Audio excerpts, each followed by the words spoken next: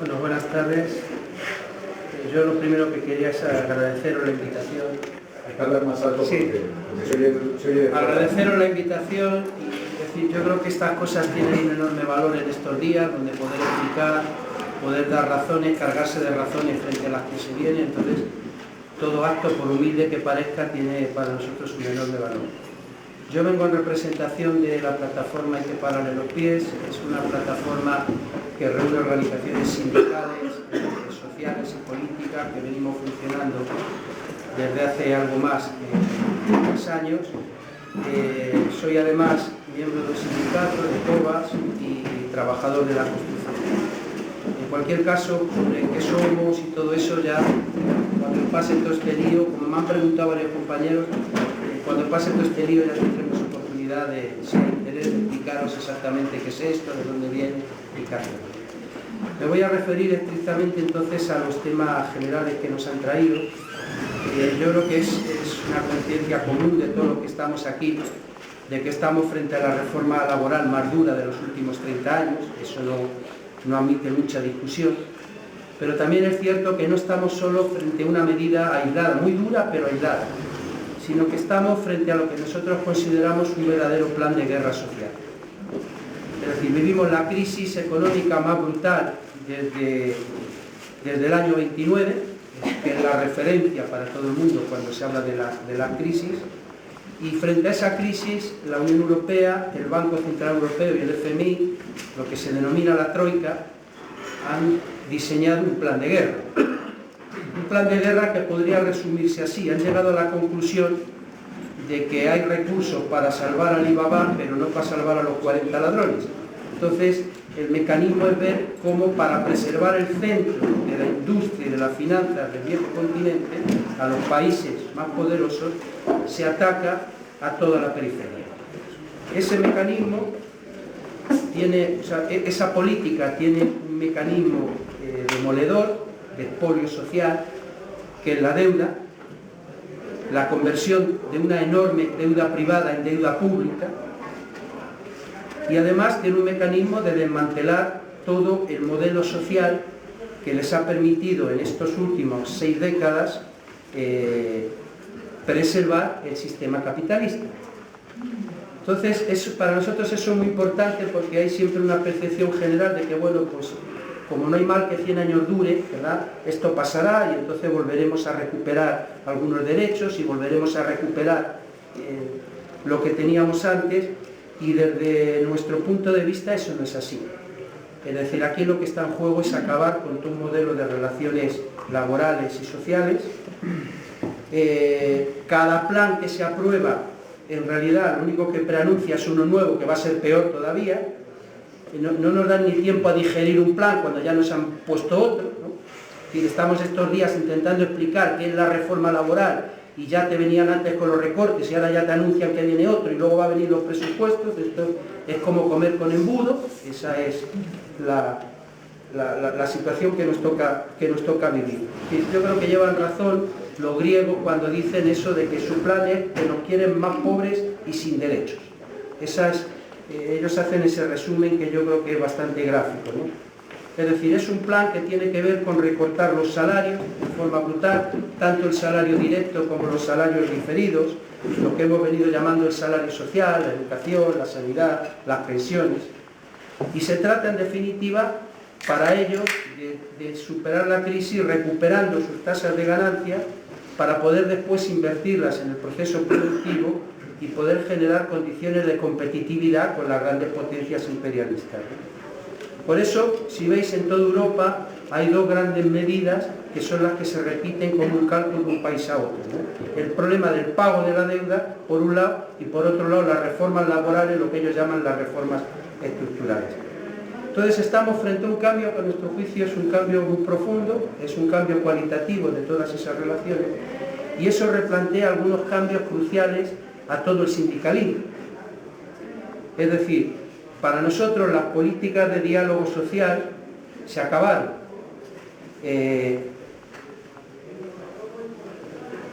No hay más remedio en esta tesitura que oponerse del lado de los trabajadores o acabar siendo el testaferro del gobierno de turno, ¿no?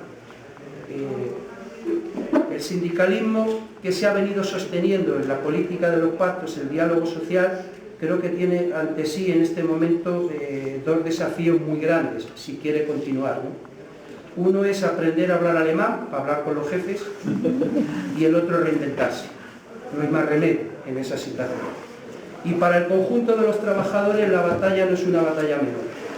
Estamos, yo no sé si decir ante la madre de todas las batallas, como se decía antes, pero para decirlo en estos términos, en esta lucha o salimos por la puerta grande o salimos por la enfermería. No nos queda otra tesitura. Eso es para nosotros el contexto en el que estamos viviendo. Vuelvo a repetir, no se trata de una medida parcial, se trata de todo un plan de guerra social que nos han declarado. Por eso nosotros creemos que esta huelga general que tenemos para el día 29 no puede ser más que el pistoletazo de salida.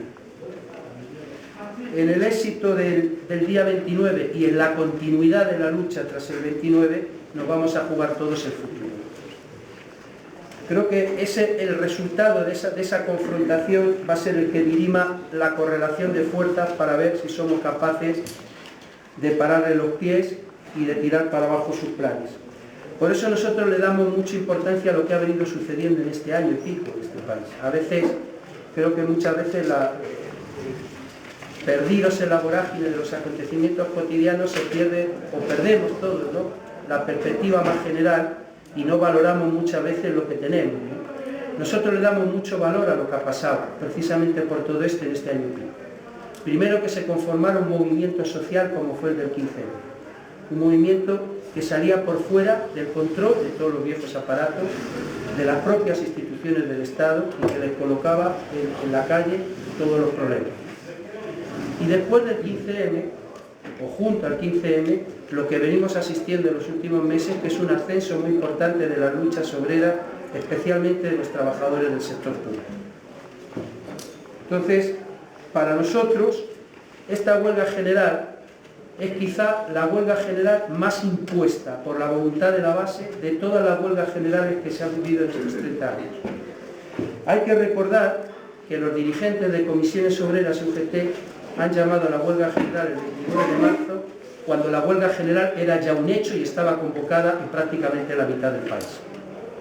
La huelga general fue convocada por los sindicatos nacionalistas en Euskal Herria, es decir, en el País Vasco y Navarra, fue convocada por la CIGA en Galicia, fue convocada por los sindicatos en Canarias, había un acuerdo del sindicalismo alternativo de llamar a una jornada estatal de lucha el día 29 y ha habido manifestaciones multitudinarias el 7 de febrero y el 19 de febrero, donde dentro de esas manifestaciones lo que se denominó el bloque alternativo, los bloques alternativos hicieron suya la exigencia de huelga general y el repudio a la reforma.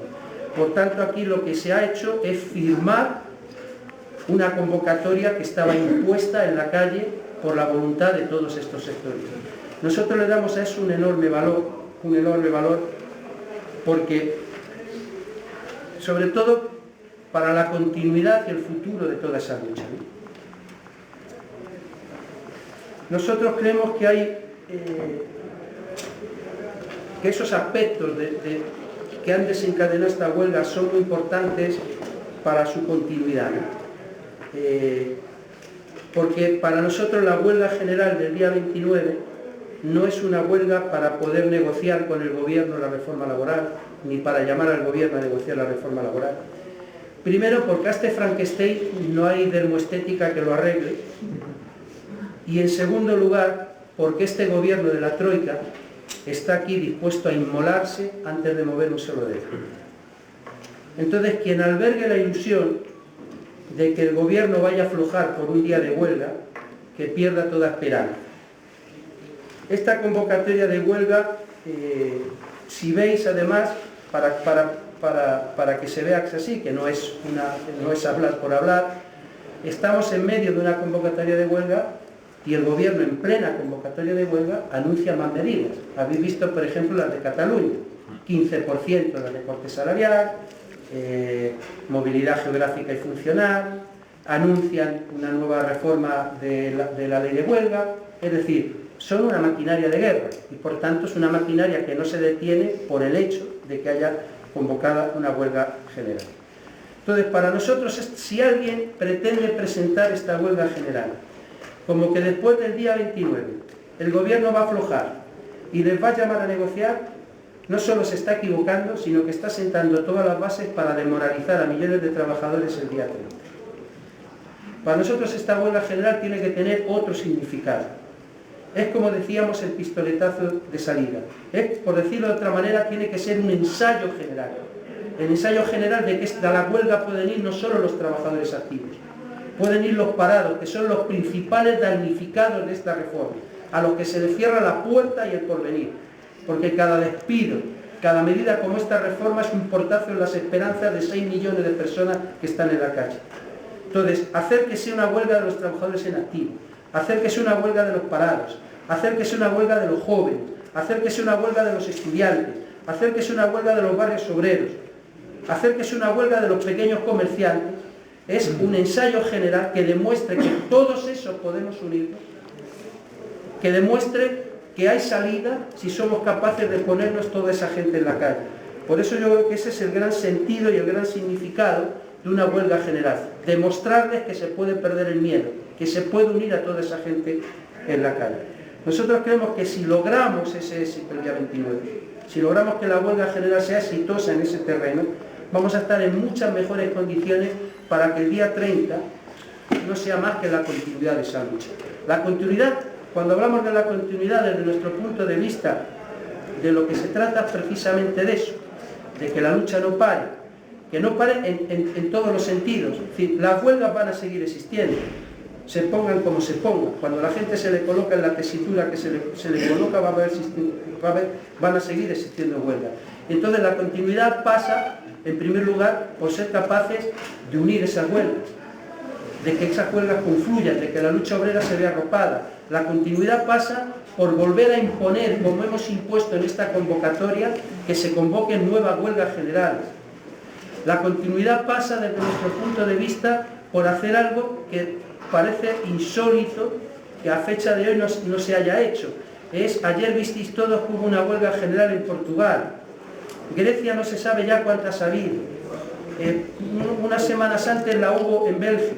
Ahora está anunciada en Italia. Y lo insólito es que cuando se enfrentan los mismos planes de guerra y las mismas medidas, no hay una huelga general de carácter continental que pare los pies a esta gente. Entonces la continuidad va a tener en el problema de buscar una confluencia en toda Europa de todos los trabajadores en una huelga general continental, uno de sus puntos, a nuestro juicio, más importantes.